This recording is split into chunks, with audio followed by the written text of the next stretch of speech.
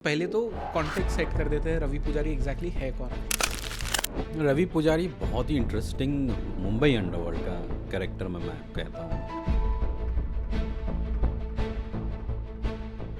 और ये कहता था कि जो देश के खिलाफ लोग हैं उनके खिलाफ मैं खड़ा हूँ।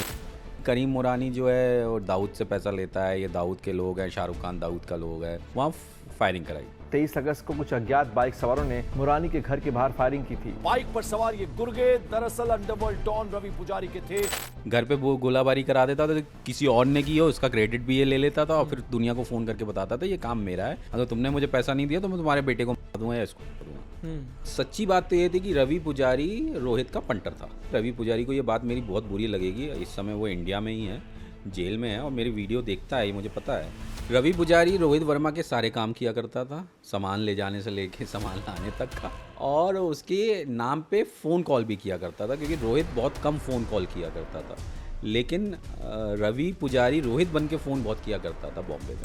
तो वो हमेशा अपने आप को ये दिखाने की कोशिश करता था कि मैं डिसीजन मेकर हूँ, जबकि वो भूल जाता था कि वो रवि के नाम से दुनिया उसको नहीं जानती है, रोहित वर्मा के नाम से जानती है, क्योंकि वो रोहित वर्मा बन के फ़ोन कर रहा है। करेक्ट। पर ये गैंगस्टर्स का मतलब अफेयर्स वगैरह ऐसे चलते रहते थे एक्ट्रेसेस के साथ भी। हाँ, बहुत सारे। सबको पैसा चाहिए, सबको काम चाहिए, काम कहाँ से आएगा। और पुलिस इनकी गर्लफ्रेंड्स या वाइफ्स को यूज़ करती थी इन्फॉर्मेशन के लिए। आपकी करीब में सबसे डेंजरस शूटर आपने कौन सा देखा अब तक? फिरोज कोंकणी, उससे सनकी, उससे खतरनाक शूटर नहीं था कोई। ये दाऊद इब्राहिम का शूटर था। हाँ, दाऊद शकील का। नमस्ते रहन, मेरा नाम है जयेश गंगन और ये है द अवारा मुसाफिर शो, एक ऐसा पॉडकास्ट जहां हम बात करते हैं भारत के पास्ट, प्रेजेंट और फ्यूचर की। आज के इस पॉडकास्ट पे मेरे गेस्ट बहुत ज़्यादा खास है, क्योंकि इनके साथ में ये हमारा आई डोंट नो शायद 8वां 9वां 10वां पता नहीं, बट कोई एक बहुत ही मल्टीपल टाइम्स वाला पॉडकास्ट है और इनका नाम है Ambar Sharma ji, one of my most favourite guest to interview on this podcast. और इस पॉडकास्ट पे आज हमने बात की है अंडरवर्ल्ड की लव स्टोरी के बारे में, और उसमें भी एक पर्टिकुलर गैंगस्टर के बारे में, रवि पुजारी।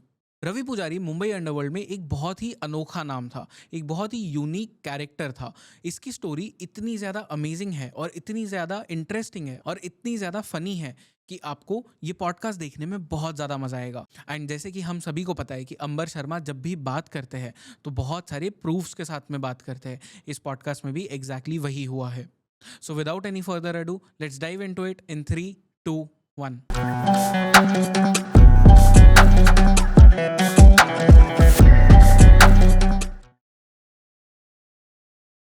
अंबर भाई, एक बार फिर से आपका स्वागत है शो पे। ये वाला पॉडकास्ट बहुत इंटरेस्टिंग होने वाला है, क्योंकि मैंने आपको कहा कि लव स्टोरीज़ के ऊपर कुछ करते हैं, एंड आपने एक ही नाम मुझसे कहा, रवि पुजारी। और ये पॉडकास्ट उसी के बारे में होने वाला है, उसकी लव स्टोरी के बारे में, उसने लाइफ में क्या क्या चीज़ें की है उसके बारे में। तो पहले तो कॉन्टेक्स्ट सेट कर देते हैं, रवि पुजारी एग्जैक्टली है कौन। रवि पुजारी बहुत ही इंटरेस्टिंग अंडरवर्ल्ड का, मुंबई अंडरवर्ल्ड का कैरेक्टर में मैं कहता हूँ, और उसकी लाइफ बड़ी स्ट्रॉन्ग, मतलब कि अप्स एंड डाउन वाली रही, और वो जितना बड़बोला है उसके, आप 1 घंटे उससे बात करते रहो, पता नहीं कौन कौन सी कहानियाँ सुनाता है, कौन कौन सी बताता है, उसमें ना बड़बोलापन है। और छोटा राजन के अरेस्ट होने के बाद उसने भी अपने आप को देशभक्त डॉन पोर्ट्रे करने की कोशिश की, और बहुत सारे केसेस में ऐसा हुआ कि किया किसी और ने था, लेकिन जिम्मेदारी ये ले लेता था, और हर किसी को पाकिस्तान से जोड़ता था, डी कंपनी से जोड़ता था, और ये कहता था कि जो देश के खिलाफ लोग हैं उनके खिलाफ मैं खड़ा हूँ। इस यहाँ तक कि संजय निरुपम को इसने धमकी दी थी, बालाकोट एयर स्ट्राइक्स के बाद जब कांग्रेस ने वो गलत स्टेटमेंट्स दिए। फिर बहुत सारे शायद उमर खालिद के टाइम पे भी, या एक और वो लेडी है, मैं नाम भूल गया, activist, Shehla Rashid, I think मैं करेक्ट, कोई अगर मैं गलत हूँ तो करेक्ट करना कमेंट्स में। उसको भी लेके उसने फ़ोन करके धमकी दी थी। फिर इसने कश्मीर के कुछ लोगों को फ़ोन करके उनके ऑफिस में मैसेज छोड़ा था, धमकी दी थी। फिर साउथ में एक और नेता हैं, उनको किसी बात को लेके धमकी दी थी। तो ये चलता रहता है, मतलब उससे स्पेसिफिक पूछो तो मैं बताना शुरू करूँ, मज़ा आएगा। तो जैसे अभी मैं जब रवि पुजारी के बारे में एक चीज़ शायद सबको पता होगी कि 2020 में सेनेगल से इसे एक्स्ट्राडाइट करके इंडिया लाया गया था। ये पूरी कहानी बताइए कि कैसे पकड़ा गया ये। देखो, सेनेगल से 2020 में आया, पकड़ा ये 19 में गया था। और जो सबसे पहले फुटेज उसके आने का वो मैंने ही शेयर किया था अपने चैनल मोगली प्रोडक्शन पे, और इन्फॉर्मेशन भी मैंने दी थी कि ये क्या कहते हैं, वहाँ से निकला जा चुका है। तो थोड़ा सा बैकग्राउंड में लेके चलते हैं, इसकी ज़्यादा नहीं, मैं इसके पकड़ने पे ही चलते हैं, फिर और बाद में और इसके पीछे जाएंगे। पकड़ने के लिए इसने क्या था कि साउथ में बहुत अपने हाथ पैर मार रहा था। बैंगलोर, मैंगलोर, केरला साइड बहुत लोगों को, यहाँ तक कि नेताओं को, पुलिस वालों को, सबको धमकी देता था। और इतनी ऐसी ऐसी धमकियाँ दे रहा था कि वहाँ से भी पुलिस त्रस्त हो गई थी। फिर बीच बीच में फायरिंग, फिर एक्सटॉर्शन, फिर न्यूज़ चैनल पे, वहाँ के लोकल न्यूज़ चैनल पे, क्योंकि रवि पुजारी है तो ये भी साउथ का ही, आई थिंक टूलू स्पी लैंग्वेज बोलता है, मैंगलोर के पास का ही है। तो लैंग्वेज इसको आती है, हिंदी, इंग्लिश, मराठी, और जो इसकी अपनी नेटिव लैंग्वेज है, शायद टुलू इसकी लैंग्वेज है, वो बोलता है। तो वहाँ पे इसने अपने पैर पसारने शुरू किए। तो जो इसका तरीका था कि ये वॉइप बहुत यूज़ करता था, फिर वॉइप के साथ साथ ये वीपीएन यूज़ करता था, हाइड माई आईपी। तो ये जब फ़ोन किया करता था तो इसके पास यूके के सिम्स होते थे, उनसे इंटरनेट चलाता था, और हाइड माई आईपी या वीपीएन यूज़ करके ये वॉइप कॉलिंग किया करता था। तो ये बड़ा सिरदर्द है वॉइप को पकड़ना। तो जब इसकी बहुत ही ज़्यादा परेशानियां शुरू हो गई, तब इसके ऊपर नज़र रखी गई। नज़र के लिए फिर बहुत सारे सेगमेंट लोगों को जो सोए हुए थे अंडरवर्ल्ड के, उनको जगाया गया कि इसके बारे में इन्फॉर्मेशन दो। तो इसमें रोल आता है विजय शेट्टी का। विजय शेट्टी जो है सबसे पहले इसका पता निकाल के सेनेगल का देता है। सेनेगल से ज़्यादा ये आइवरी कोस्ट। विजय शेट्टी कौन है? विजय शेट्टी भी मुंबई माफिया का है, छोटा राजन के ग्रुप के साथ रहा। विजय शेट्टी के ऊपर जो सबसे बड़ा केस है वो काला घोड़ा वाला है, और वो भी मैंगलोर। क्या केस है ये? एक मर्डर केस है। Okay. उसके बाद ये वहाँ से नेपाल भागा था, यूपी के खटीमा होते हुए।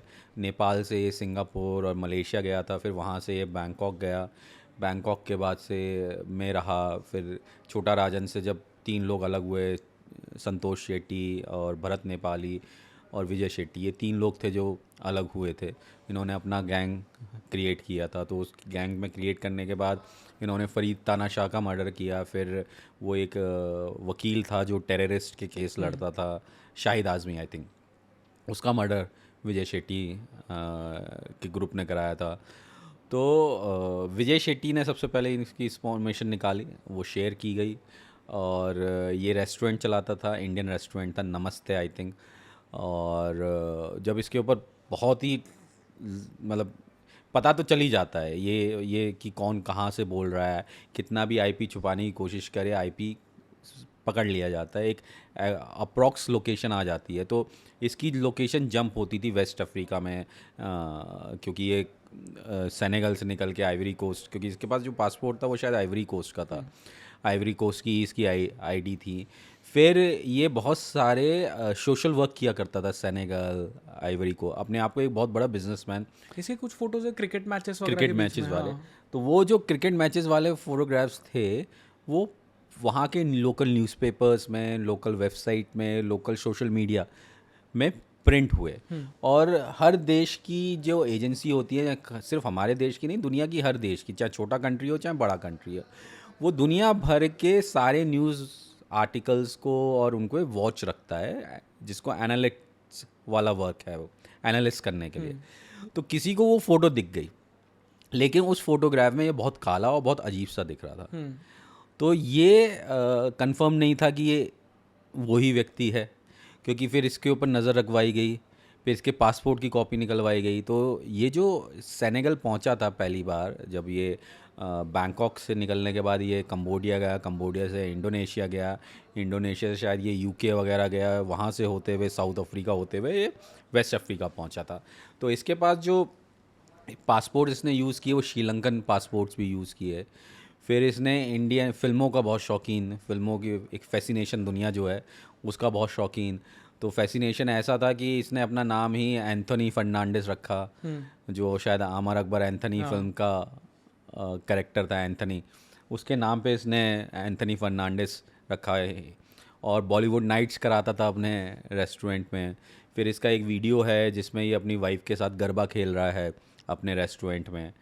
तो एजेंसी को इसकी खबर मिल चुकी थी ये कहाँ है, अब उसको वहाँ से लाना दिक्कत थी। तो इंडिया ने सारे पेपर्स इकट्ठे किए, साउथ के जो पुलिस ऑफिसर थे पांडे जी, शायद रिटायर हो गए हैं, उन्होंने पेपर्स एम्बेसी भेजे, एम्बेसी से वहाँ कोऑर्डिनेट हुआ।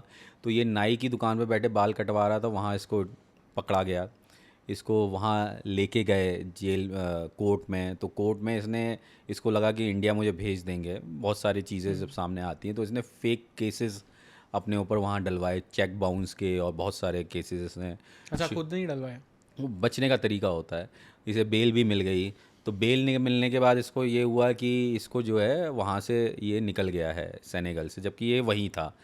और 1 साल लगा, 1 साल बाद इसको इंडिया डिपोर्ट किया गया। अब ये इस समय जो है इससे बहुत सारी पुलिस जो है कुछ केसेस में ये अक्वेंटेड हो चुका है, कुछ केसेस अभी भी चल रहे हैं। तो आई थिंक इसे जो एक केस में किया तो 26 साल पुराना कोई केस था मर्डर का, तो उसमें अक्विट किया था, ऐसा कुछ तो था। हाँ, क्विट हुआ है, क्योंकि इतने साल में बहुत सारे केसेस में जो है सब चीज़ें बदल जाती हैं, तो आदमी नहीं होता है। फिर जब इसका जो तरीका था, ये सबसे ज़्यादा, ये मैं हमेशा कहता हूँ, ये पब्लिसिटी हंगर था इसके अंदर। ओके। सबसे ज़्यादा पब्लिसिटी हंगर था। ये हमेशा अपने आप को लाइमलाइट में बना के रखना चाहता था, जिससे कि सामने वाले के अंदर डर हो। इसका एक एग्जांपल देता हूँ कि इसने राजस्थान के एक बिजनेसमैन को कॉल किया, शायद वो किसी बैंक के थे या किसी कॉरपोरेशन के थे, उन्हें फ़ोन किया। और उससे पहले इसने शाहरुख खान के ऊपर भी फायरिंग कराई थी। रवि पुजारी, करीम मोरानी, और करीम मोरानी शायद शाहरुख खान का पार्टनर था। तो करीम मोरानी के घर के बाहर इसने फायरिंग कराई थी, और वो फायरिंग इस बेस पे कराई थी कि करीम मोरानी जो है वो दाऊद से पैसा लेता है, ये दाऊद के लोग हैं, शाहरुख खान दाऊद का लोग है, तो मैं इनको जो देशभक्ति वाली बात जो करता था वहाँ फायरिंग कराई। उसके कुछ समय बाद इसको कोई इन्फॉर्मेशन मिली किसी पार्टी की, राजस्थान की, वहाँ फ़ोन करता है कि खुद फ़ोन, ऐसा नहीं है कि दूसरों से फ़ोन करा के फिर ये हो कि बॉस बात करेंगे, नहीं, खुद ही फ़ोन करता था और अपने बारे में बताता था कि जो इसका बोलने का तरीका था, मैं रवि पुजारी बोलता हूँ, रवि पुजारी ऑस्ट्रेलिया से, हमेशा ऑस्ट्रेलिया बोलता था, जबकि ये ऑस्ट्रेलिया में उतने टाइम रहा भी नहीं। जब जो सबसे ज़्यादा ये बीच में रहा वो इंडोनेशिया रहा था। इंडोनेशिया में शायद ये कौन से आइलैंड पे था ये मुझे याद नहीं है, लेकिन सबसे ज़्यादा इसने टाइम जो बिताया वो इंडोनेशिया में बिताया। तो राजस्थान में ये फ़ोन करता है और उनको सबसे पहले ये कहता है कि मैं रवि पुजारी ऑस्ट्रेलिया से बोलता हूँ, आपके बेटे को मैं मार दूंगा, मुझे 5 करोड़ या 7 करोड़ रुपए दीजिए। तो बोले भाई मेरे पास इतना पैसा नहीं है। बोले तुम मुझे जानते नहीं हो, मैंने शाहरुख के घर के बाहर भी गोलीबारी की है, शाहरुख को पता है ना कितना बड़ा आदमी है। तो आदमी जो सामने वाला है वो यहीं डर जाता है कि जब ये शाहरुख के घर के बाहर गोलीबारी कर सकता है तो हमारे यहाँ भी कर सकता है। तो इसने जो गोलाबारी कराई एक कुछ टारगेट सुन के, उनसे ये औरों के अंदर डर पैदा करता था कि मैंने उसके घर पे गोलीबारी कर दी है, मैंने उसको फ़ोन करके धमकी दी है, मैंने इसको धमकी दी है, जैसे संजय निरुपम और बहुत नाम मैंने बताए थे। तो इससे जिसको इससे एक्सटॉर्शन करना होता था उससे ये बहुत सारी बातें ऐसी बताता था जिससे सामने वाला डर जाता था। तो ये सबसे इसका तरीका ये होता कि किसी के घर पे वो गोलाबारी करा देता था, तो किसी और ने की हो उसका क्रेडिट भी ये ले लेता था और फिर दुनिया को फ़ोन करके बताता था ये काम मेरा है, अगर तुमने मुझे पैसा नहीं दिया तो मैं तुम्हारे बेटे को मार दूंगा या इसको मार दूंगा। और वो जो कॉल की मैं बात कर रहा हूँ राजस्थान वाली, वो इंटरनेट पे अवेलेबल है, एक एक इंडियन न्यूज़ चैनल है उसके ऊपर है, कोई भी सुन सकता है। ओके। लेकिन मुझे ये बताइए कि ऑल्दो इसके बारे में हमने हमारे एक पिछले पॉडकास्ट में बात की, बट क्योंकि रवि पुजारी स्पेसिफिक ये पॉडकास्ट है जो इसने रोहित वर्मा के साथ किया, रोहित वर्मा की डेथ इसके वजह से होती है क्योंकि इसने उसे बेच दिया था। ये पूरी कहानी बताइए मुझे एक बार। बड़पोलापन तो इसका था। तो कंपनी में आने से पहले ये इसकी एक थोड़ी सी लव स्टोरी भी सुन लेते हैं। हाँ। जो इसकी वाइफ रही पद्मा पुजारी, ये एक जगह जो एक ढाबा कह लो या कुछ भी चाय की जगह कह लो या कुछ सामान की जगह, वहाँ जाता था। तो वहाँ पे वो भी आती थी पद्मा भी सामान लेने, तो इन दोनों की आपस में वहाँ से दोस्ती हो गई, प्यार मोहब्बत हो गई, क्योंकि बॉम्बे में एक भाई कल्चर बहुत बड़ा है। अब तो नहीं हुआ है, पहले एक टाइम पे भाई कल्चर बहुत था। करेक्ट। है एक टाइम पे भाई कल्चर, तो इंसान बहुत जल्दी इंप्रेस होता था भाई कल्चर वाले से, कि ये भाई है, ये किसी को भी मार सकता है, ये किसी को भी धमका सकता है, किसी से भी एक्सटॉर्शन ले सकता है। तो उस टाइम पे ये भाई कल्चर बहुत था, और ये साउथ से आके बॉम्बे में अपना रुतबा लोकल एरिया में कर रहा था, तो उससे पद्मा बड़ी इम्प्रेस हुई, और इन दोनों ने भाग के शादी की पद्मा के परिवार वालों के खिलाफ होकर। ओके। फिर शादी के बाद इन्होंने एक अंधेरी शायद एरिया में एक फ्लैट लिया, उसमें वहाँ रहने लगे। फिर रोहित इसको जब इसने नाना का कंपनी, छोटा राजन की कंपनी ज्वाइन की, तो इसने रोहित इधर रवि पुजारी ने इधर भी ज्वाइन जब किया, तो रोहित इसको नेपाल लेके चला गया अपने साथ। और रोहित का ये एक एक्चुअल में मैं कहूँ, अब रोहित तो नहीं है इस दुनिया में, लेकिन रवि पुजारी है। रवि पुजारी को ये बात मेरी बहुत बुरी लगेगी, इस समय वो इंडिया में ही है, जेल में है, और मेरी वीडियो देखता है, ये मुझे पता है, और कई बार उसने मुझे भी फ़ोन करके बहुत सारी बातें बोली हैं। तो सच्ची बात तो ये थी कि रवि पुजारी रोहित का पंटर था। आज ये बात मैं बोल रहा हूँ, रवि पुजारी को तन बदन में आग लग जाएगी, और मुझे चिढ़ेगा कि मोगली बाबा को मैं मार ही दूँ, क्योंकि ये बात आज तक किसी ने नहीं कही है कि वो उसका पंटर था। रवि पुजारी रोहित वर्मा के सारे काम किया करता था, सामान ले जाने से लेके सामान लाने तक का, और उसके नाम पे फ़ोन कॉल भी किया करता था, क्योंकि रोहित बहुत कम फ़ोन कॉल किया करता था, लेकिन रवि पुजारी रोहित बन के फ़ोन बहुत किया करता था बॉम्बे में। इसलिए कई बार कन्फ्यूजन होता था, कम्युनिकेशन हो जाता था, मतलब सामने वाले को, कि असल में कभी रोहित उसको फ़ोन कर ले एक्चुअल में, तो लोगों को लगता ही नहीं था कि ये रोहित है, क्योंकि हमेशा रवि पुजारी उससे बात कर रहा होता था। एक वो बहुत फनी आपने मुझे इंसिडेंट भी बताया था कि रोहित वर्मा ने किसी को सच में कॉल किया था, तो इस इंसान को बिलीव ही नहीं हुआ था कि सच में रोहित वर्मा ही है। हाँ। क्योंकि रवि पुजारी उससे बात कर रहा रवि था। पुजारी, तो रोहित ने उससे चिढ़ के बोला कि जिसने कल तुम्हें फ़ोन किया था मैं उससे बात कराता हूँ। फिर रवि पुजारी ने उस फ़ोन किया, तो रवि पुजारी बात करता है, कहता है कि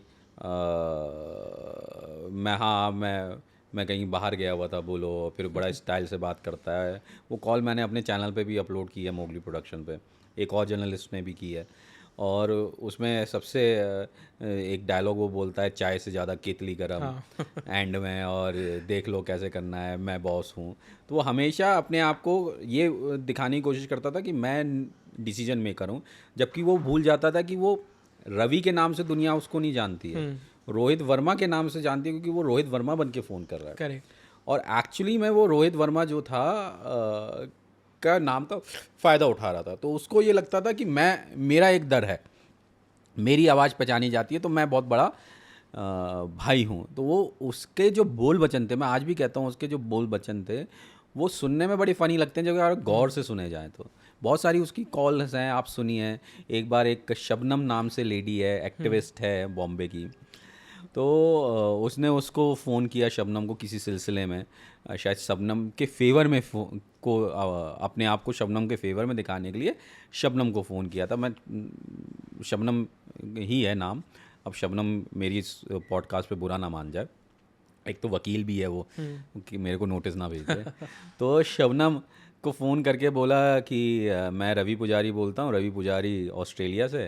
तो शबनम कहती हैं हाँ बोलिए। वो कॉल भी इंटरनेट पे है, शायद मैंने वहीं सुनी थी, और मैं सुन के बड़ा हंसा भी था बाद में। आई थिंक ये 2017 की बात है। तो शबनम बोले आप मुझे पहचानते नहीं? शबनम बोली नहीं। अरे मुझे तो सब लोग पहचानते हैं, मैं तो शबनम मजाक, उसकी लेग पुलिंग करने के लिए मुझे ऐसा लगा, उसकी टांग, अच्छा तो आप फेमस वाले रवि पुजारी है? बोला हाँ हाँ हाँ, बस बस बस बस बस। तो वो जो मैं कहता हूँ कि वो अपने आप में एक करेक्टर है, इसलिए है क्योंकि वो हर चीज़ में अपनी एक पब्लिसिटी चाहता है। अब कोई उसकी मजाक बना रहा हो इनडायरेक्टली, वो उसकी समझ में नहीं आता है। मुझे नहीं लगता कि शबनम ने उसको मजाक के वे में कहा या किस वे में कहा, ये मुझे नहीं पता। ये मेरा अपना विश्लेषण है कि मुझे ऐसा लगा कि वो मजाक ही है, कि जब आप किसी से बोले अच्छा आप फेमस वाले हो, और वो सामने बोला हाँ हाँ हाँ बस बस बस बाकी सब बढ़िया है, खुद ही अपने आप ही अपने वो। फिर आगे की बात चली कि दाऊद से लेके और ये चीज़ें सब चली। तो वो कॉल भी इंटरेस्टिंग है, सुनने वाले इंटरनेट पे अवेलेबल है। लोग सुनेंगे ज़रूर तो उनको पता चलेगा कि वो कितना बड़ा PR हंगर था उसके अंदर। ओके। और इसका अभी जैसे मैं जब आपने कहा कि रवि पुजारी पे बात कर सकते हैं तो मैं सर्च कर रहा था, एक पिछले हफ्ते का ही केस है जहाँ पे रविंद्र भाऊसाहेब घारे पुणे में अरेस्ट किया पुलिस ने इसे। रवि पुजारी गैंग का ही मेंबर था, शूटिंग के मामले में इसे अरेस्ट किया है, रीसेंट शूटिंग है। तो इसके गैंग मेंबर्स अब भी बाहर है, अब भी घूम रहे हैं। देखो ये जो गैंग मेंबर्स रवि पुजारी लिया करता था, ये इसके परमानेंट गैंग मेंबर्स नहीं होते थे, ओके वो फ्रीलांसर्स होते थे। ओके। वो फ्रीलांसर्स हैं, वो उनको रवि पुजारी की अगर कोई और रवि देगा पैसे वो उसके लिए भी काम करेंगे। तो ये जो इसका कोई ऐसा नहीं है कि ये नेटवर्क। एक लड़का था सुनील शेट्टी, उसको दुबई से डिपोर्ट करके लाया गया। वो दुबई में रह के इसके जो एक्सटॉर्शन होता था उसका जो पैसा आता था वो दुबई जाता था। उस पैसे को जो हैंडल करता था वो सुनील शेट्टी हैंडल करता था। वो एक्टर सुनील शेट्टी की बात नहीं कर रहा, एक लड़का था सुनील शेट्टी दुबई में रह के, और वो गया जॉब के लिए था लेकिन इस सब परपंच में फंस गया। तो उसका काम ये होता था कि सिम अरेंज करना, टूरिस्ट सिम जो होते हैं जो कुछ दिन चलते हैं, उसके नंबर रवि पुजारी को भेजना, रवि पुजारी उस पर व्हाट्सएप एक्टिव कर लिया या वो सिम कोरियर कर दिया, और जो पैसा आया वो कितना किस लड़कों में बांटना है वो बांट दिया, बाकी पैसा रवि पुजारी को भेज दिया। तो ये काम सुनील शेट्टी करता था। तो एक वो दुबई में उसका एक ये परमानेंट था। फिर और कुछ लोग जेल में बंद थे जो रवि पुजारी को नंबर देने का काम करते थे, इन्फॉर्मेशन देने का काम करते थे। शायद बहुत सारे नाम हैं, इंटरनेट पे देखोगे मिल जाएंगे, जो जेल में बंद थे तो वो रवि पुजारी के संपर्क में थे, वो नाम देते थे। तो उससे जो एक्सटॉर्शन आता था रवि पुजारी उसको भी उनको हिस्सा देता था। तो ये जब इसने रोहित वर्मा को मरवाया, जब रोहित वर्मा का इन्फॉर्मेशन इसने लीक कर दिया छोटा शकील को, और वो जो बैंकॉक में पूरा केस होता है, फिर उसमें छोटा राजन भी शामिल होता है, छोटा राजन को भी गोली लगती है। छोटा राजन ने कभी बदला लेने की कोशिश नहीं की इससे?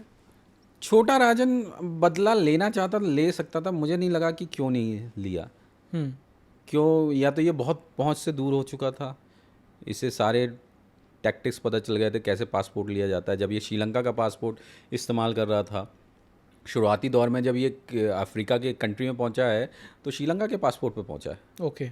और ये वो कंट्रीज़ चुनते हैं कि जिस कंट्री में उस कंट्री की एम्बेसी ही ना हो। श्रीलंका की एम्बेसी उस पर्टिकुलर कंट्री में नहीं हो, वो कहाँ से वेरीफाई कर लेगा पासपोर्ट असली है या नहीं है। फिर इन्होंने इंडिया से नकली पासपोर्ट बनवाया।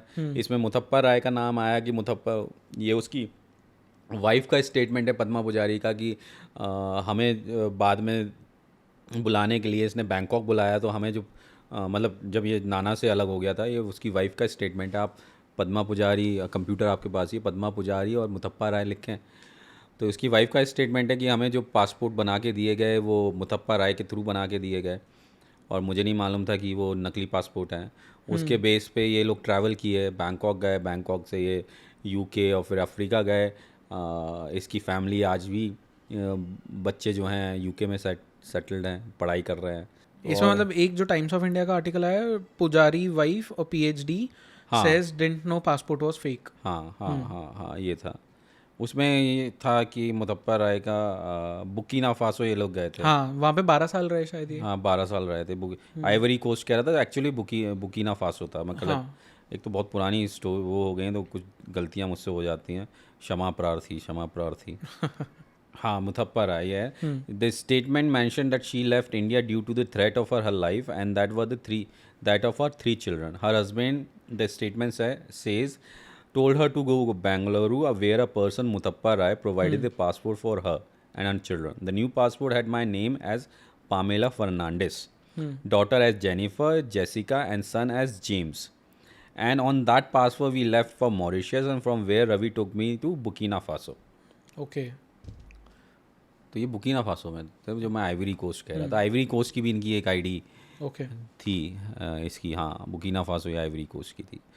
तो मुथप्पा राय भी इन्वॉल्व था। अब तो मुथप्पा राय को भी मरे हुए 3-4 साल हो गए हैं, और मुथप्पा राय ने हमेशा ये कहा कि मैंने रॉ के लिए काम किया। पुराने जो बैंगलोर के लोग हैं वो इंटरव्यूज़ में, क्योंकि मुझे कन्नड़ नहीं आती है, लेकिन हाँ टाइटल पढ़ के या कुछ लोग बताते हैं कि उसमें उसने बोला है कि ये रॉ के लिए उसने इंटरव्यू दिए कि मैंने रॉ के लिए काम किया। इसका महेश भट्ट के ऊपर भी फायरिंग करने का प्लान था, फराह महेश खान पे था। भट्ट सब पे Okay. मैंने कहा ना पीआर और एक्सटॉर्शन के लिए था या? ये देखो आप एक किसी बड़े पे हमला कर दो तो 10 छोटे तो पैसा दे ही देंगे ना, सिंपल है। ओके। आज मैं आपको धमका लूँ तो आपके आसपास के जो पड़ोस के हैं वो कहेंगे कि भैया मोगली बाबा ने जयेश को धमका लिया है। और जयेश जैसा पावरफुल आदमी मोटा ताज़ा अगर मोगली बाबा उस पर कंट्रोल कर सकता है तो 10 तो वो डरेंगे, 10 में से 5 तो पैसा देंगे। सिंपल है, डर का बिजनेस था। ओके।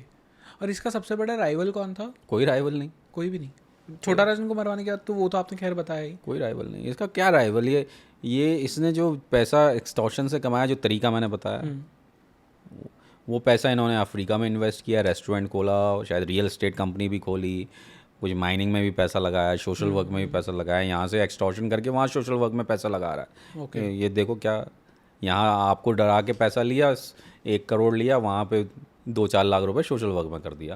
ओके। सोशल वर्क के लिए तो पैसा चाहिए, तो जब सोशल वर्क के लिए पैसा चाहिए तो पैसा आ कहाँ से रहा है? एक्सटॉर्शन का पैसा आप सोशल वर्क में लगा रहे हो। करेक्ट। हाँ। और थोड़ा ऑफ टॉपिक है बट ये लोग पैसा मतलब जैसे अब फॉर एग्जांपल ब्लैक का पैसा आया उसे वाइट में कन्वर्ट कैसे करते थे? तो सोशल वर्क के थ्रू। इनके रेस्टोरेंट हैं, बहुत सारी चीज़ें। अच्छा, तो वो जो नॉर्मल आप करते हो ब्लैक का। और अफ्रीकन कंट्री है, बहुत छोटे कंट्री हैं, उतना वहाँ पे कोई ध्यान नहीं दे रहा कितनी बड़ी ट्रांजैक्शन हो रही है। आप एक अच्छे बड़े पैसे वाले हैं तो आपका सम्मान है, अच्छा पैसा है, 2-4 रेस्टोरेंट हैं, तो आदमी को लग ही रहा है इनकम तो हो ही रही है। और हवाला ट्रांसफ़र कैसे करते हैं? हवाला तो सिंपल तरीका है, इन्होंने यहाँ पैसा दिया, यहाँ से सुनील शेट्टी के पास दुबई पहुँचा, दुबई से उसने जहाँ इसने मांगा वहाँ भेज दिया, यूके बोला यूके भेज दिया, जहाँ ये बोलता था वाया रूट करके आता था, डायरेक्ट नहीं पहुँचता था, नहीं तो लोकेशन पता चल जाती। सुनील शेट्टी जो इसका लड़का था उसको भी नहीं पता था ये रहता कहाँ है। ओके, मतलब इतना सीक्रेटिव था। तो इसने वहाँ से मंगवा लिया यूके। अब सुनील शेट्टी ने तो यूके भेज दिया, इसने यूके से मंगवा लिया साउथ अफ्रीका, साउथ अफ्रीका से इसने मंगवा लिया अपने पास। तो जो बेल्ट हुई तो कितना ट्रैक करोगे? करेक्ट। पता ही नहीं चल पाएगा कहाँ पहुँचा। हवाला ट्रांसफ़र कैसे होता है ये एग्जैक्टली? मतलब मुझे ट्रस्ट system बेस्ड समझना। बैंकिंग है।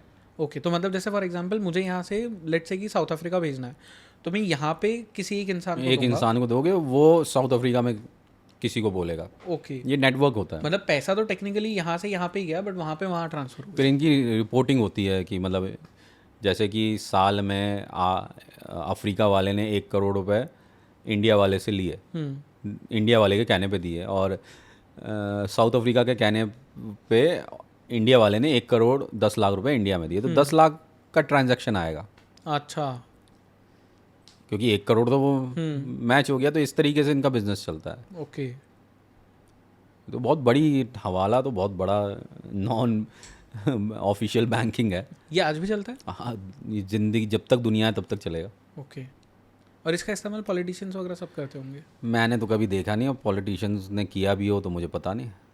मैं क्योंकि पॉलिटिक्स मेरा पार्ट नहीं ना, इसलिए मैं कह नहीं सकता। In coming back to Ravi Pujari, इसका सबसे बड़ा क्राइम क्या था जो इसने कमिट किया? बॉम्बे में उसने कुछ मर्डर्स किए थे अपने टाइम पे, जमाने वही उसके थे। उसके बाद अंधेरी में जब गैंग शुरू की थी तब? हाँ, उसके बाद ये नाना के साथ आ गया, तो उनके साथ जो क्राइम किए, फिर रोहित ने इसे अपने पास रख लिया, तो ये बैंकॉक, हांगकांग, मलेशिया, नेपाल ये सब घूमता रहता था। उनका सारा ये ऑफिस का बॉय था एक तरीके से। ओके। और इसे अभी रिसेंटली 2021 की बात है, केरला पुलिस ने, क्राइम ब्रांच ने इसे अरेस्ट किया था शूटिंग केस में, एक कोच्चि पार्लर वाला। एक पार्लर था, वो शायद किसी एक्ट्रेस का पार्लर है, मतलब मलयालम फिल्म की एक्ट्रेस है आई थिंक, उसका पार्लर है। उसके बाहर इसने गोलाबारी कराई थी, मतलब फायरिंग कराई थी कुछ पैसे वसूलने के लिए। ओके। और ये एक और चीज़ बताना, जैसे अब इसने छोटा राजन की इन्फॉर्मेशन लीक की, उसके बाद में इसके पास में चांस था दाऊद इब्राहिम की गैंग ज्वाइन करने का, इसने किया क्यों नहीं? दाऊद इब्राहिम की गैंग कर भी नहीं सकता था वो ज्वाइन। क्यों? जो अपने बॉस को धोखा दे के आ रहा है उसे ज्वाइन को कराएंगे, कल को वो उनको भी धोखा दे सकता है। इनडायरेक्टली काम किया जा सकता है कि हाँ तुम ये काम है तुम करोगे, इससे ये वसूलना है तुम वसूलोगे, इतने परसेंटेज तुम्हें दे देंगे, वो हो सकता है, लेकिन ऑफिशियली वो ज्वाइन नहीं करवाते। ओके। और ये सच में इतना डेंजरस था जितना मतलब इसका एक हवा बन गया था, क्योंकि इसे घोस्ट लाइक कहा जाता हाँ, था। घोष कहा जाता था। तो ये उतना ज़्यादा डेंजरस था? डेंजरस क्या था यार, एक्सटॉर्शन कर रहा है, फिर इसके बाद शूटर्स थे जो हायर कर। मतलब मैं ये जानना चाहता हूँ कि थ्रेट कितना बड़ा था, अगर जैसे किसी को थ्रेट तो बड़ा था, मतलब सनकी था वैसे मरवा देता था। मरवा सकता था। फायरिंग क्योंकि लड़के थे, लड़कों को 50,000 कुछ मिल जाता था या लाख मिल जाता था, वो फायरिंग कर लेते थे, मर्डर कर सकते थे। फिर उसके बाद से इसका कोई से मतलब नहीं है। ओके, आपकी करियर में सबसे डेंजरस शूटर आपने कौन सा देखा अब तक? एक वो था यार, मैं फिरोज़ कोंकणी, उससे सन की, उससे खतरनाक। मुझे जितेंद्र दीक्षित ने एक बात बताई थी फिरोज कोंकणी के बारे में कि उसकी बंदूक से जितनी तेज़ गोलियां चलती थी उतनी तेज़ गालियां भी निकलती थी। मैंने वो तो नहीं सुना, लेकिन अगर जितेंद्र ने ये बात बोली है तो बिल्कुल सही बोली होगी। लेकिन मेरे को लगता है कि उससे बड़ा सनकी और उससे बड़ा शूटर नहीं था कोई। ये दाऊद इब्राहिम का शूटर था? हाँ दाऊद, शकील का। शकील, हाँ मतलब डी कंपनी का हो गया। शकील का था जहाँ तक मुझे याद है। और वो कौन सा था शूटर जो इंसान भी खा लेता था, मांस खा लेता था इंसान? ये मुझे नहीं पता, अच्छा, मैंने कहीं इंटरनेट पे पढ़ा था ये। इंटरनेट पे तो बहुत कुछ झूठा होता है। इंटरनेट पे तो एलियंस भी आके रात को खेती बाड़ी करके चले जाते हैं, वो पता ही नहीं चलता था। इंटरनेट तो इंटरनेट है, इस पे तो जितना डीप जाओगे उसमें से 100 में से 90% स्टोरी तो नकली निकलेंगी। ओके, और कोई दूसरी ऐसी लव स्टोरी है किसी गैंगस्टर की? सभी की लव एक स्टोरी जैसे है। अबू सलीम वाली तो बहुत फेमस है, वो तो सबको पता भी है शायद, जो एक्ट्रेस के साथ, मैं नाम भूल गया उस एक्ट्रेस। उससे पहले उसकी वाइफ का था। Abu Salim is a good looking guy, good looking person. उसका निक नेम दिया हुआ था चिकना। हाँ, उसका जो उपनाम था वो चिकना था। तो चिकने की वजह से वो, अगर उसका नाम चिकना रखा गया तो इसका मतलब गुड लुकिंग था। तो वो शुरू से कैसे हुआ काइंड ऑफ, तो लड़कियों के आसपास वो था। बॉलीवुड में उसकी थी, एक्टर्स उससे मिलते थे, एक्ट्रेसेस मिलते थे, क्योंकि वो अनीस के ग्रुप का था, वो मेन अनीस के ग्रुप का था। पर ये गैंगस्टर्स का मतलब अफेयर्स वगैरह ऐसे चलते रहते थे एक्ट्रेसेस के साथ भी? चलते थे। वो आधों को पता नहीं होता था कि अबू सलीम क्रिमिनल है, वो किसी और नाम से मिलता था। सिर्फ अबू सलीम नहीं, कोई और भी हाँ बहुत सारे। एक्ट्रेसेस के साथ में मतलब था? सबको पैसा चाहिए, सबको काम चाहिए, काम कहाँ से आएगा?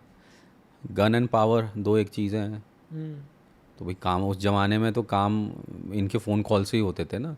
रातों रात एक्टर बदल दिया जाता था, रातों रात हीरोइन बदल दी जाती थी एक फ़ोन कॉल पे। तो वो एक था ना, तो आदमी तो लगता था कि भाई मुझे अपना करियर देखना है तो इनसे भी बना के चलनी पड़ेगी, और इनके नज़दीक रहेंगे तो बाकी जो फेलो फेटर्निटी वाले हैं वो भी हमसे डरेंगे। वो एक चीज़ थी। और पुलिस इनकी गर्लफ्रेंड्स या वाइफ्स को यूज़ करती थी इन्फॉर्मेशन के लिए? जिसको अरेस्ट कर लेते थे वो सारी इन्फॉर्मेशन अपने आप ही दे देता था जितनी नहीं, चाहिए जैसे होती। फॉर एग्जांपल जैसे मन्या सुरवे पे जो फिल्म आई थी जॉन इब्राहिम की, उसमें जहाँ तक मुझे याद है एंड में वो दिखाते कि कंगना रनौत को पुलिस ने मैंने वो यूज़ किया फिल्म था। नहीं देखी। मुझे जहाँ तक याद है ऐसा बताया गया था, तो ये सच में होता है, करते हैं। हनी ट्रैप गैंगस्टर्स भी होते हैं पुलिस के द्वारा। उन्हें पता चल जाता है कि ये इस लड़की के ऊपर इसका दिल है, तो पुलिस वाले उसको, लड़की को समझा देते हैं कि भैया इसके साथ रहोगे तो नहीं, ज़िंदगी भर बर्बाद है, एक बार हमारा काम कर दो, इन्फॉर्मेशन दे दो, तुम्हें सेफ पैसे भी मिलेगा, तुम खुश खुश रहोगे। ये होता है। उन्हें ये समझ में आ जाता है कि इसको तो वैसे भी मरना ही है, पुलिस आज नहीं तो कल मार ही देगी। तो वो पुलिस को इन्फॉर्मेशन देके अपने गुड बुक्स में भी आ गए, जो पैसा कमाया था वो उतना पैसा कमा भी लिया और वो अपने बाहर निकल गए, बच भी गए। ये एक चीज़ होती है। ये जो रवि पुजारी जब इंडिया आते हैं, ये लोग नेपाल से आते हैं, तो यहाँ पे भी एक बार पुलिस इन्हें पकड़ती है। दिल्ली में पकड़ती है। वो इसी की वजह से पकड़ी? इसी की वजह से पकड़ा जाता वो है। किस्सा बताना। वो क्या था कि फ़ोन बूथ पे ये जब दिल्ली के होटल में महिपालपुर में रहते थे, महिपालपुर ही था आई थिंक, हाँ एयरपोर्ट। हम भी वहीं रुके हैं। तुम भी वहीं रुके हो। तो वहाँ पे ये सब ने डिफरेंट होटल लिए थे। बंटी पांडे था उसमें, फरीद तानाशाह था, और भी लोग थे। तो इसने क्या किया है कि इसने बॉम्बे वहाँ फ़ोन कर दिया एक पीसीओ पे जाके, और पीसीओ बाई चांस सादी वर्दी में एक पुलिस कांस्टेबल या पुलिस का एएसआई था। उसने ये बातें सुन ली, इसके पीछे पीछे गया, इसने होटल देखा, फिर वहाँ से फिर पुलिस को बुलाया, पुलिस आई, इनको अरेस्ट किया। और वो सिर्फ बोल वचन था कि तू मुझे ये है, तू रोहित वर्मा बन के ही बात की थी, और जो बोल वचन के चक्कर में पकड़ा गया। ओके, वो पुलिस वाले ने सुन लिया। हाँ, वो पुलिस वाला नहीं सुनता तो ये नहीं पकड़े जाते दिल्ली में। अब मुझे इसके आगे की आप एक चीज़ बताना। ये लोग पकड़े जाते हैं, उसके बाद में इन्हें ऑलमोस्ट अरेस्ट होने तक की भी बात हो जाती है, बट फिर एक फ़ोन कॉल आता है और जिसकी वजह से ये बच जाते हैं। बच जाते हैं। अब सबके अपने अपने तरीके होते हैं। पर फ़ोन कॉल किसका था मुझे ये नाना जानना ने फ़ोन कॉल किया था, करवाया था। है। किससे? कोई भी हो सकता है, मुझे नहीं पता कौन था, क्योंकि मुझे एक नाम सुनने आता है जो मुझे नहीं पता अब सच है या नहीं। क्योंकि ये 93 के बाद की बात है। क्योंकि एक पॉलिटिशियन है जिन्हें चाणक्य कहा जाता है, उनका कॉल था ये, ऐसा बहुत से लोग कहते मुझे हैं। जानकारी नहीं है। एक ये बात सच है कि कॉल आया गया था, क्योंकि इनकी लिखित में कुछ नहीं हुआ था, लिखित में कोई अरेस्ट नहीं दिखा है। अगर वो क्या कहते हैं, वो जो पुलिस डायरी होती है उसमें अगर चढ़ जाता तो नहीं छोड़ पाते। वो तब तक उसमें चढ़ा नहीं था। पुलिस डायरी में, पुलिस डायरी होती है, पता नहीं क्या वो जो फॉर्मेलिटीज़ होती हैं अरेस्ट के, तो इसलिए उसको फ़ोन कॉल पे छोड़ दिया गया था। अब मैं तो कहता हूँ कोई वकील ही आया था जो लेके चला गया था। पर इन गैंगस्टर्स को पॉलिटिशियंस की बैकिंग मिलती थी शुरुआत में तो सबको मिलती थी। बाहुबल पुरानी फिल्मों में जो दिखाया यूपी था में, जो वो आज भी होता है। यार यूपी में अब पता नहीं कितने गैंगस्टर्स हैं जो पॉलिटिशियन से सपोर्टेड हैं या नहीं हैं, नहीं कह सकता, क्योंकि उस टाइम का पॉलिटिक्स अलग था, इस टाइम का पॉलिटिक्स अलग है। इस टाइम का तो अगर कोई गैंगस्टर है और या कोई पॉलिटिक्स गैंगस्टर को सपोर्ट कर रहा है पॉलिटिशियन, तो अगली अगली बार पब्लिक उसको जीतने नहीं देती है, क्योंकि अब चीज़ें बदल गई हैं। माफिया ने भी स्वरूप बदला है। अब जो भी कुछ हो रहा है वो डिफरेंट तरीके से किया जा रहा है। खुले तौर पे कोई कुछ नहीं कर सकता। खुले तौर पे अगर किसी को पता चल जाए ये गैंगस्टर है और उसके साथ फ़ोटो खिंचवाना भी उनके लिए भारी पड़ जाता है। तो पॉलिटिशियंस बदले हैं, जैसे जैसे समय बदलता है वैसे वैसे पॉलिटिक्स भी साफ़ होती चली जाती है। क्योंकि मैं अभी रिसेंटली मधुकर जिंडे जी के साथ में पॉडकास्ट जब मैंने रिकॉर्ड किया तो उन्होंने मुझे बताया था कि अरुण गौली को बाला साहेब ठाकरे का सपोर्ट था एक टाइम पे। अच्छा। फिर अरुण गौली खुद पॉलिटिक्स में कूद गया, तब बाला साहेब ठाकरे को रियलाइज़ हुआ था कि ये तो भाई मतलब वो है, दो धारी तलवार है गैंगस्टर्स के साथ में काम करना, क्योंकि ये आपके लिए काम करते हैं लेकिन आपको काट भी सकते हैं कभी भी। और इनफैक्ट उन्होंने मुझे बहुत इंटरेस्टिंग इंसिडेंट बताया था कि जो मधुकर जिंडे एक ऐसे पुलिस ऑफिसर थे जो मुस्लिम्स के साइड से भी बोलते थे और हिंदूज़ के साइड से भी। तो बाला साहेब ठाकरे ने एक आर्टिकल लिखा था, उसका टाइटल उन्होंने दिया था हिरवा जिंडे, मतलब मुस्लिम्स का साइड लेने वाला, मराठी में उसका हिरवा जिंडे।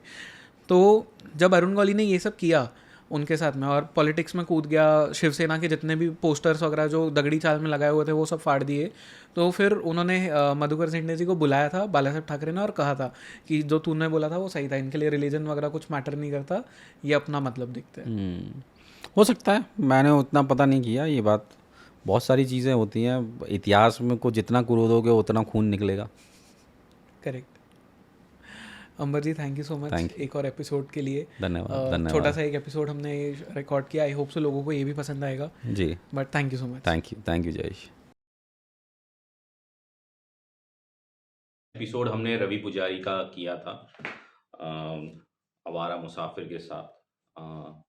उसमें कुछ चीज़ रह गई थी जो मैं अब जोड़ना चाहता हूं, तो ये वीडियो उस पैच में आएगा। उस पॉडकास्ट में मैंने ये बताया था कि रवि पुजारी के लीगल बिजनेस क्या थे। उसमें से एक बिजनेस बताया था नमस्ते इंडिया रेस्टोरेंट, लेकिन साथ में मैं कुछ चीज़ भूल गया था जो मैं अभी इसमें ऐड करना चाहता हूँ। वो ये है कि उसका, रवि पुजारी का, एक पाम ऑयल का इंपोर्ट का भी बिजनेस था। साथ में इसमें जो पार्टनर थे, जो खास काम देखा करते थे रवि पुजारी का, वो था राजेश पंजाबी और मनीष पंडित या मनोज पंडित, इस नाम से कोई व्यक्ति था। राजेश पंजाबी ये अच्छे से जानता था कि रवि पुजारी जो है वो एंथोनी फर्नांडिस नहीं है बुकीना फासो का, और बाकायदा वो इंडिया का रवि पुजारी है। ये बात राजेश पंजाबी अच्छे से जानता था। रवि पुजारी और ये लोग मिलके मलेशिया से पाम ऑयल इंपोर्ट किया करते थे, क्योंकि पाम ऑयल जो है सबसे ज़्यादा मलेशिया में होता है और बहुत बड़ा हब है पाम ऑयल के बिजनेस का और पाम ऑयल के इंपोर्ट और एक्सपोर्ट का। जितनी भी कंट्रीज हैं वर्ल्ड वाइड, वो मैक्सिमम जो इंपोर्ट करती हैं पाम ऑयल वो मलेशिया से करती हैं। तो मलेशिया में बहुत सारी कंपनीज हैं जो पाम ऑयल एक्सपोर्ट करती हैं। उसमें से एक कंपनी थी जो पाम ऑयल अफ्रीका में भी एक्सपोर्ट कर रही थी। तो राजेश पंजाबी, मनोज या मनीष पंडित जो हैं रवि पुजारी के साथ मिलके पाम ऑयल इंपोर्ट किया करते थे। और रवि पुजारी ने अफ्रीका में अपना एक ब्रांड भी शुरू किया पाम ऑयल का। तो इन्होंने जो एक्सटॉर्शन से जो पैसा कमाया उसको इन्होंने अपने बिजनेसेस में भी इन्वॉल्व किया। और खासकर इंपोर्ट का। तो इन्होंने खूब अच्छा पैसा कमाया। एक ब्रांड टोंगा टूंगा इस नाम से, टूना नाम से इन्होंने जो है अफ्रीका में पाम ऑयल का बिजनेस स्टार्ट किया, ब्रांड लॉन्च किया, और वो ब्रांड जो है बुकीना फासो, सेनेगल और इन सब जगह में उपलब्ध कराया गया। तो रवि पुजारी जी जो था वो क्रिमिनल है और एक्सटॉर्शन उसका मेन बिजनेस था। अफ्रीका में वो नमस्ते इंडिया के अलावा पाम ऑयल का भी बिजनेस कर रहा था।